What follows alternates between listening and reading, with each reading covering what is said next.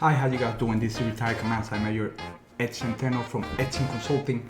You can find me at edsonconsultation.com. That is my website, edsonconsultation.com. Also, please do not forget to subscribe to my YouTube channel at Edson Space Consultation.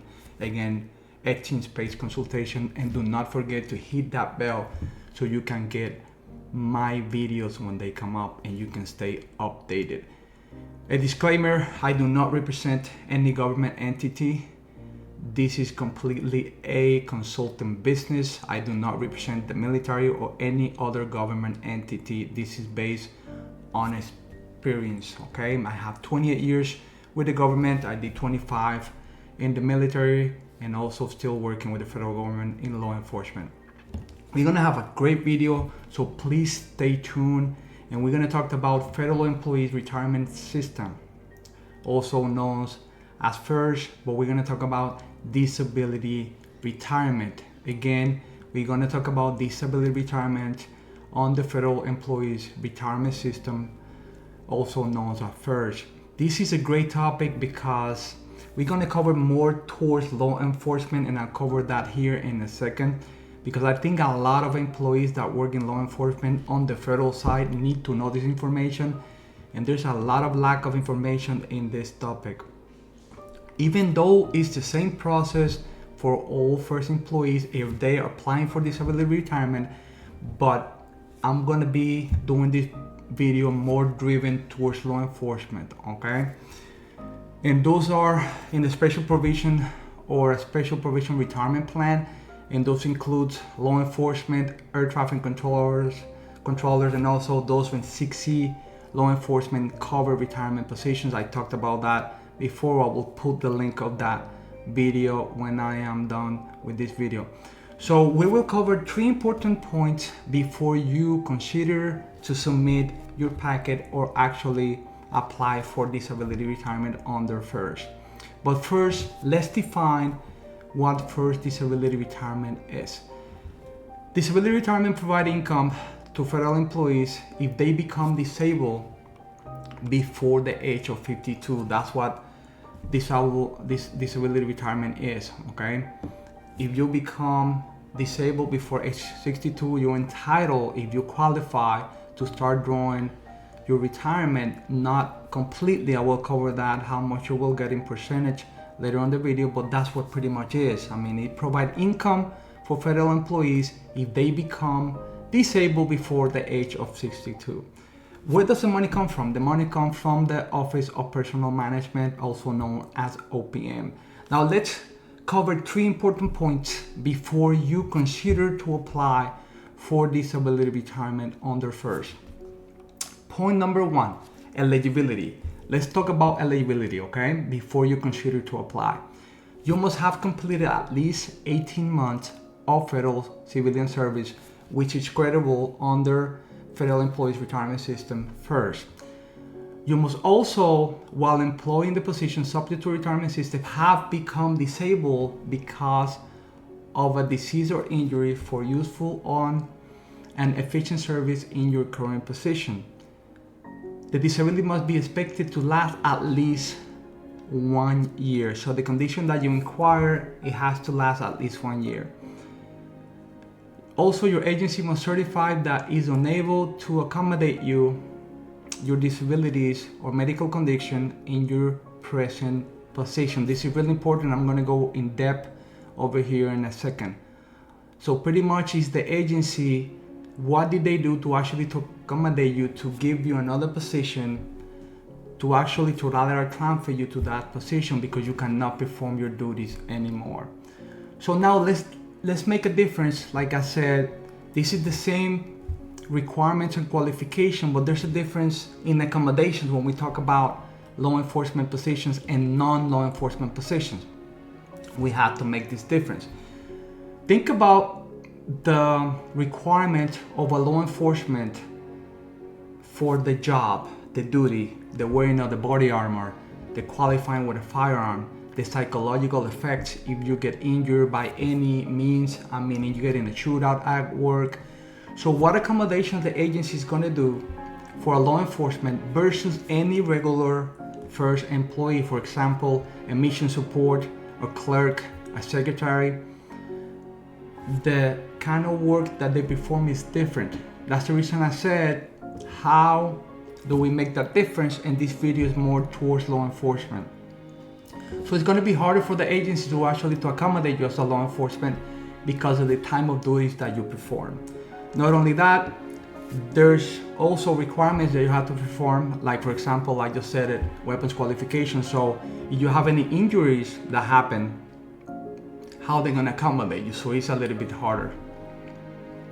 Now, you can apply while you're still employed at the job, and also after 1 year after you leave the service. So that's the eligibility that I'm talking about.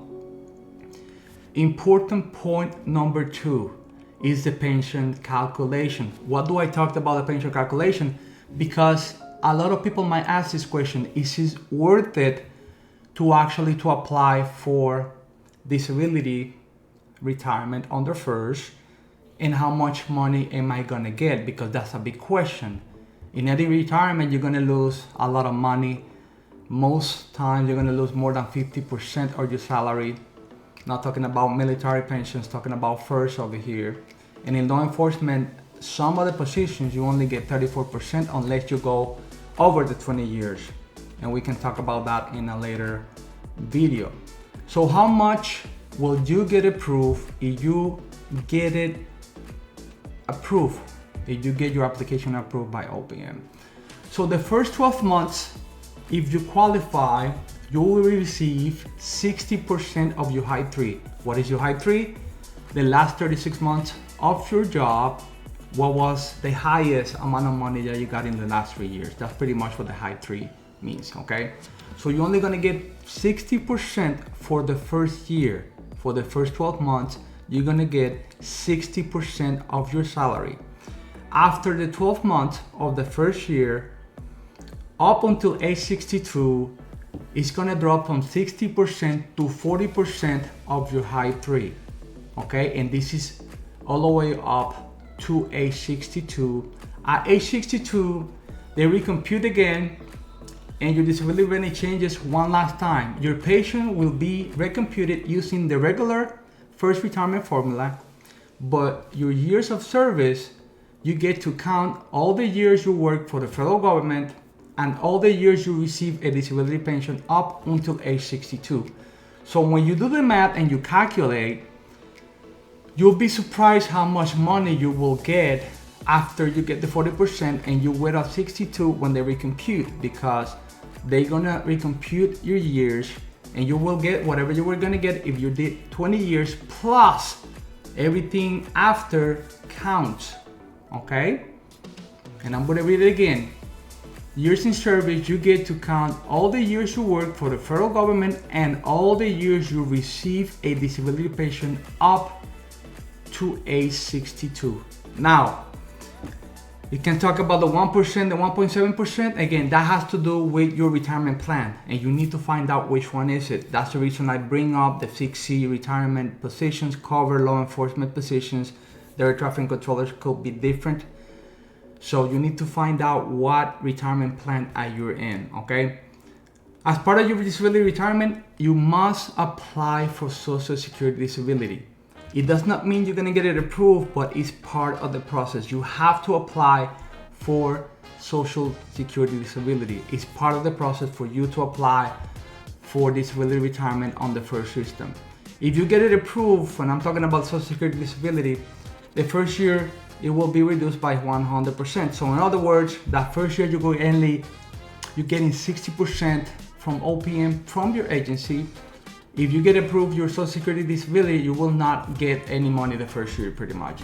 After the first year you have your Social Security disability approved, you will get 40% of your high 3 from FERS disability and 60% from Social Security disability. So you can do the math and you can project how much you will get, so you can actually project and see how well you will be if you qualify for medical retirement from FERS or disability retirement. You can project how much money you will get by contacting your agency, Human Resources, and asking for FERS benefits estimate. You can also go to the payroll website. Many and most agencies has a payroll website where you can go and calculate, and they have different formulas in there, and you can do different scenarios. And also it breaks down if you become disabled, how much money you will get. So you can get all these numbers and you can calculate how much money you will make. Also for your Social Security disability estimate, you can go to the Social Security website and you can actually get a password. You can calculate once you get into your estimate and breakdown of the money if you become disabled, and you can do the calculation based on the 60% that you will get after the 12 months, okay? Important point number three, you must have medical documentation to prove that you cannot perform your duties, and the diagnosis is expected to last at least 12 months. It's really important for you to understand that you have to have diagnosis from a doctor, a letter, we call it a nexus letter in the military for VA claims, but you must have a letter specifying why you cannot perform your duties, okay? Make sure that you complete all medical documents before submitting your packet, and you have that letter before you send your packet to OPM. So you need to work in your medical diagnostic and ask the doctor to specify what medical condition and how long it will last, and it has to last at least 12 months. 90% success of getting your disability retirement rely on medical documentation. You have to understand that. You cannot start or even think about applying for disability retirement unless you have medical documentation. So this is a short video. I hope you like it. Again, please stay tuned. Do not forget to subscribe to my channel. Again, Etching Consultation. Also, do not forget to check out my website at etchingconsultation.com. I'm there to help you, and I can also translate. I also speak Spanish. If you need assistance in Spanish, please let me know for those Spanish speakers out there. Again, this is Retired Command Sergeant Major. Have a great day. Here to help, and stay strong. Bye-bye.